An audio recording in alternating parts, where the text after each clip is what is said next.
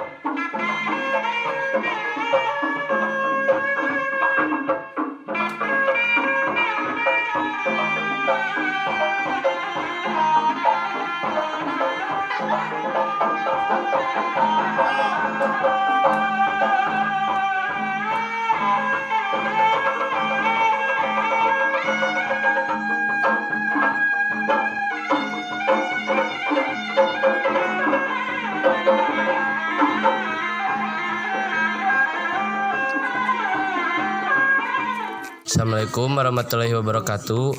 Perkenalkan, nama saya Jadi Juliansyah, umur saya 15 tahun. Saya di sini sebagai pelatih di Sanggar Seni Sangkuriang. Alasan saya mengikuti Sanggar Seni ini karena saya ingin melestarikan budaya bangsa kita. Terima kasih.